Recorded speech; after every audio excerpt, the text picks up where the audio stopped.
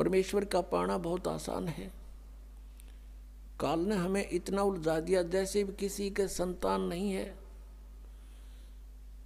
उसको ये कहा करते थे कि इसकी तो सुबह दर्शन भी ना होने चाहिए। नो कहा करते जिसका संतान नहीं है कि ले बता सुबह सुबह यूँ लाग गया न पूता माथे के। और वो भी महसूस करते थे कि अब ये सोच रहा होगा, ये करते हैं अभी भी ऐसा ही है। ये पुण्यात्माओं, यहाँ काल की सारी उल्टी रीति है। अब जब हम तत्व ज्ञान से परिचित होंगे तो परमात्मा के विधान अनुसार हमने चलना पड़ेगा। लोक लाज की परवाह नहीं करनी होती। कबीर साहब कहते हैं, मात पिता सुख स्त्री आलस बंधु कान और संत मिलन को जब चले ये अटकावे आण। इनका अटकाया अटके नहीं और संत मिलन को जा कह कबीर सो संत है आवागमन नशा। मात पिता जैसे छोटे बच्चे हैं तो माता पिता जिनको ज्ञान नहीं वो बाधा करते हैं, और जिनके बच्चे बड़े हैं माता पिता चाहते हैं सत्संग की तरफ चलें तो वो बच्चे बाधा करते हैं। किसी की पत्नी बाधा करती है, किसी का पति बाधा करता है, कहीं बंधु कान यानी लोक लाज। तो परमात्मा कहते हैं कि इनका अटकाया अटके नहीं, इनका रोका रोके नहीं, और संत मिलन को जा कह कबीर सो संत है फिर आवागमन नशा। तो पुण्यात्माओं, सत्संग माने से ज्ञान होता है जैसे जिसके संतान नहीं है। परमात्मा के विधान अनुसार वो सबसे उत्तम पुरुष है यदि उसको भक्ति मिल गई। है नाम नहीं मिला तो फिर कोई दिक्कत को नहीं होते संतान है या ना है। ये नहीं है कि जिनके कहना ये नहीं है कि जिनके संतान है वो निकम्मे हैं, नहीं। जैसा दृष्टिकोण समाज का था उसके विपरीत है परमात्मा का विधान। हम यहाँ पर एक दूसरे के साथ संस्कार वश जुड़े हैं, और जब भी जिसका संस्कार पूरा हो जाएगा तुरंत यहाँ से चला जाएगा, चाहे उसका कितना ही जरूरी आवश्यक कार्य शेष हो।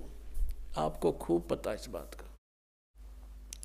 तो ऐसे किसी के पुत्र युवा मर जाते हैं। एक व्यक्ति ने अपना पुत्र पढ़ाया, खूब शिक्षा ग्रहण कराई उसको, और इंजीनियरिंग की डिग्री कर ली, और उसको पोस्ट भी प्राप्त होगी, नौकरी भी प्राप्त होगी। विवाह का समय रख दिया, विवाह से 3 दिन पहले एक्सीडेंट में मृत्यु होगी। अब इकलौता पुत्र था, अब क्या कहें, अब रो रहे हैं टक्कर मार के बेचारे।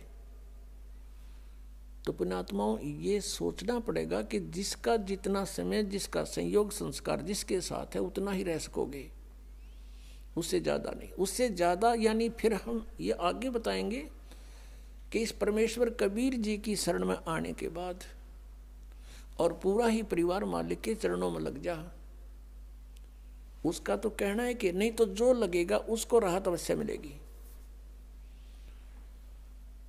तो ये इस तरह की दुर्घटनाएं नहीं होंगी यदि नियम ठीक रखेंगे। जब लग हंसा हमरी आना और काल लगे नी तेरा बाणा। जब तक, हे परमात्मा कहते हैं, हे जीवात्मा, जब तक तू हमारी मर्यादा में है तब तक काल का दाव नहीं लगेगा, काल का तीर नहीं लगेगा। परमात्मा की मर्यादा ये नियम है कि 100 वर्ष तक सतगुरु पूजा, एक दिन आन उपासी, वो अपराधी आत्मा फिर पड़े काल की फांसी। परमात्मा बता रहे हैं कि 100 वर्ष ये साधना कर रहे हो, हमने जो बता रखी है, और एक दिन आन उपासी, एक दिन आन उपासना कर ली, अन्य जो पूजाएं कर दी, तो कहते वो अपराधी आत्मा पड़े काल की फांसी। तो ये मर्यादाएं खंड नहीं होनी चाहिए। हमारे नाम को बहुत दृढ़ता से हमने नियमों का पालन करते हुए आगे बढ़ाना है। फिर देखना खेल मालिक के, तो जो निसंतान हैं उनका आगे कोई लेन देन नहीं है। उनका आपस में संस्कार किसी से शेष नहीं है। संत मत के अनुसार वो बहुत उत्तम आत्माएं हैं, यदि उनको ये मार्ग मिल जावत, अन्यथा तो फिर परमात्मा कहते हैं वो तो जो सत्साधना नहीं कर रहे वो तो चाहे संतान है या ना है, दोनों एक जैसे। हाँ, जिनके संतान है वो भी बुरे नहीं, क्योंकि मनुष्य जीवन परमात्मा की भक्ति मिल गई, पूरा परिवार भक्ति करे, बच्चों को भी लावे शरण में। फिर उनके जो संस्कार हैं वो बहुत आसानी से हल्के होकर निमट जाएंगे, और ये अननेसेसरी चोट नहीं लागने दे भगवान। आयु बढ़ा देगा ये परमात्मा, ये समर्थ शक्ति है। और कोई परमात्मा जिनको हम भगवान मानते थे वो हमारी आयु एक्सटेंड नहीं कर सकते।